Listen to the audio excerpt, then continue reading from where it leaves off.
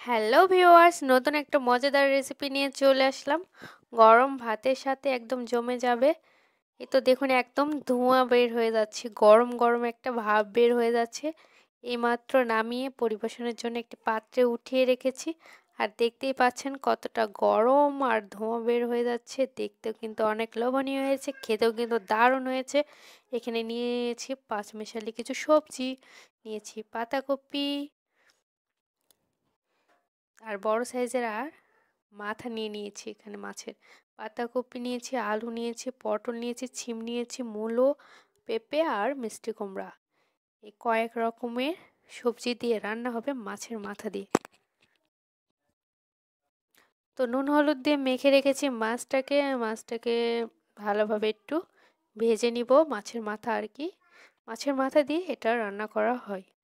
তো এটা খেতে কিন্তু দারুণ লাগে পাতাকপি দিয়ে। এই সময় সিজনারি যে পাতাকপিটা হয়, আমাদের এখানে পাতাকপি বলে, তো অনেক জায়গায় বাঁধাকপি নাম।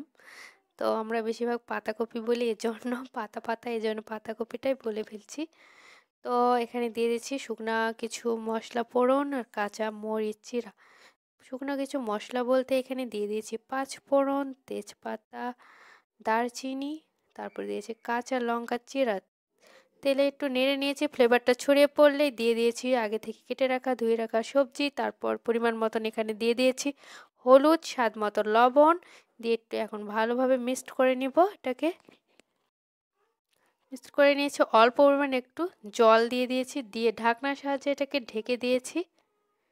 কিছুক্ষণ পর আমি ঢাকনা উঠিয়ে এটাকে নাড়াচাড়া করে নিয়েছি। তারপর মাঝখানে আমি নেড়ে চেড়ে নিয়েছিলাম। তো এখানে আমি লাস্ট অবধি আবারও ঢাকনাটা উঠে একটু নাড়াচাড়া করে নিচ্ছি। দেখুন অনেকটাই একদম কমে এসেছে আর ভালোভাবে স্মুথ হয়ে গেছে, সিদ্ধ হয়ে গেছে। আর এটাকে পারফেক্টভাবে কুক করার জন্য আমি এখন মাছের মাথাটা এখানে দিয়ে দিলাম। মাছের মাথাটা দেওয়ার পর এটাকে ভালোভাবে একটু ভেঙে ভেঙে দিব, যাতে করে এটাকে ভালোভাবে সবগুলো সবজির ভিতর ঢুকে যায় আর এতে করে অনেক মজা হয়ে যায়। এজন্য ভালো করে এটাকে মাছগুলোর মাথাগুলোকে ভালো করে ভেঙে ভেঙে দিয়েছি। আর তারপরে এটাকে ভালো করে এখন মিক্সড করে নিব। একটা বড় মাছের মাথা হলে বেশি ভালো হয়। তো আমার সবজির পরিমাণ অনুযায়ী মাছের পরিমাণটা মাথা দিয়েছি। আর এখানে দিয়ে দিলাম আদা জিরা পেস্ট।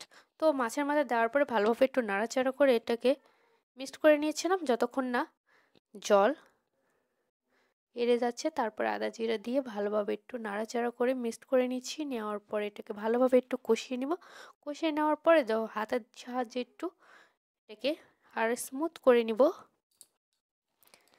একটা স্টিলের হাতা দিয়ে এরকম করে আমি একটু স্মুথ করার জন্য একটু নাড়াচাড়া করে ভালোভাবে দিলাম, দেখতেই পেলেন। তো ভালো করে একটু নাড়াচাড়া করে নিব এটাকে, দিয়ে অনবরত নেড়ে চেড়ে এটাকে যাতে জল না থাকে ভিতরে থেকে, সবজি থেকে আর জল না বের হয়, সে পর্যায়ে পর্যন্ত আমাকে এটাকে অনবরত নাড়াচাড়া করে হালকা আছে এটাকে ভালোভাবে নাড়াচাড়া করে মিক্সড করে নিতে হবে।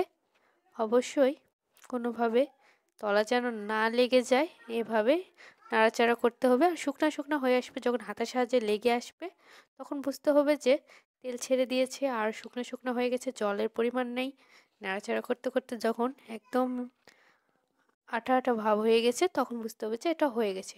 সামান্য পরিমাণে একটু তেল দিয়ে দিলাম আবারও, দিয়ে আবারও ভালোভাবে একটু নাড়াচাড়া করলাম, কারণ তেল দিলে এই সময় কি হয়, কড়াইয়ের চারপাশে লেগে যায় না। এই কারণে আবারও তেল দিয়ে ভালোভাবে একটু নাড়াচাড়া করলাম।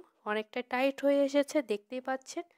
আর এটা লেগে যাতে না যায় এজন্য আমি আবারও তেল দিয়ে ভালোভাবে একটু নাড়াচাড়া করে একদম জলটা ছড়িয়ে পড়েছে আর জলটা নাই, সবজি থেকে আর জল বের হচ্ছে না, এটা আটা আটা হয়ে গেছে আর তেলও ছড়িয়ে পড়তেছে সবজি থেকে। নাড়াচাড়ার কারণে অনেক ভালোভাবে এটা কুক হয়ে গেছে। এটা এখন গ্যাসের ফ্লেমটা অফ করে দিয়ে কিছুক্ষণ রেখে দিব, তারপর একটা পরিবেশনের জন্য পাত্রে রেখে নিয়েছি। ধন্যবাদ সবাইকে, সবাই অনেক অনেক শুভেচ্ছা।